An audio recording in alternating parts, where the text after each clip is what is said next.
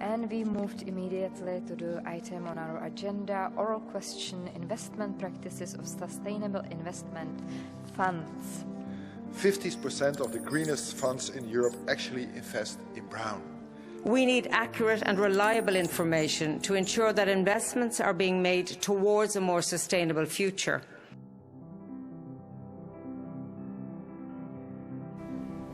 Sustainability is definitely the mega trend of the decade, by good purpose, so stop destroying the planet is probably a good idea. An important point in that sustainability puzzle is to have a better understanding what's going on in the corporate sectors. Clear and consistent disclosure requirements, together with the new assurance requirement, will improve the reliability of sustainability information. In essence, those disclosures are the basis of all judgment of the corporations. That's also called the ESG raw data. And of course now an increasing number of investors and therefore subsequently financial services providers, they are keen, open to and interested to steer their money towards companies with favorable ESG performance. And most of them are using ESG ratings to support their decisions where to put the money. The House voting to block the Biden administration from implementing an ESG investment rule for retirement plans. The Senate is expected to pass the resolution, but President Biden is already vowing to veto it if it reaches his desk. One telltale clue here is that when they're done talking about woke capitalism and when they're done talking about anti-ESG stuff, when you actually look at what the objection is, what the specific thing is that they're pushing back against, in the ESG, it's always the E. It's never the S, it's never the G. It's not social stuff, it's not governance stuff, it's environmental stuff. And within that E for environmental stuff, it's E for emissions. That is always the gravamen of the complaint. So that tells you a lot about who's behind this. You can see that its target is always fossil fuel emissions, and you can see that its proponents are always fossil fuel funded. That tells you why we are where we are.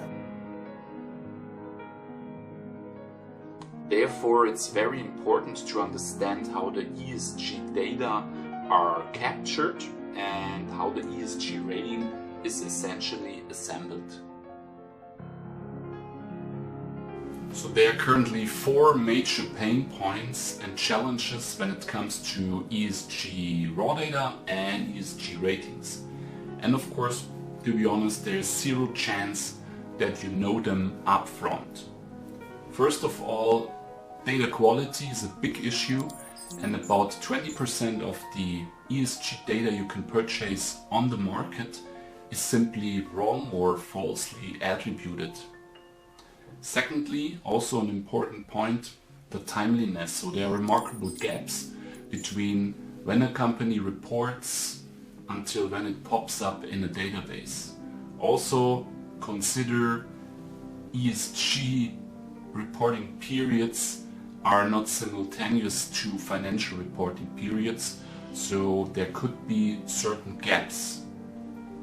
Number 3, and a very dominant challenge out there in the market with conventional ESG ratings, is that there is a lot of intransparency and of course black box models. So the end user doesn't really understand what is measured. There's no transparency in the ratings. It's more or less kind of a, well, yeah, esoteric thing.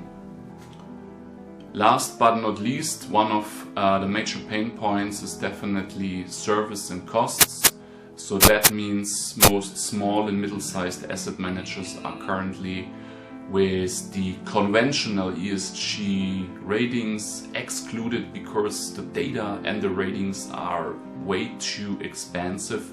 they can't afford to use and work towards ESG offerings.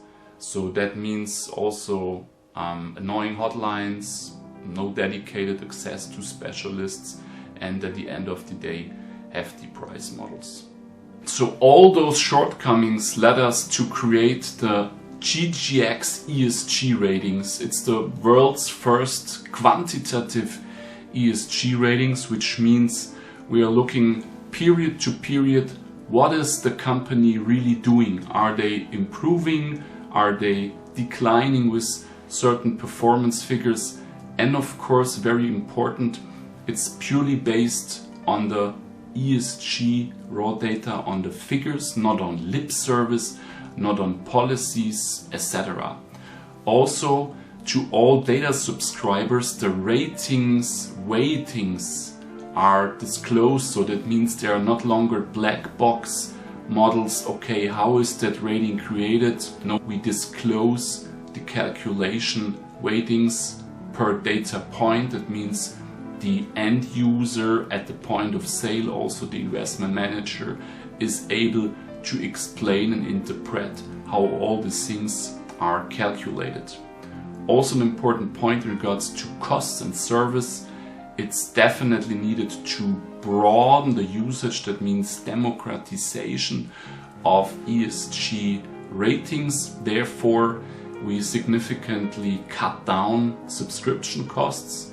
And finally, of course, it's modular. That means if there are specific customization needs at the end investor, those can be applied without corrupting the whole model.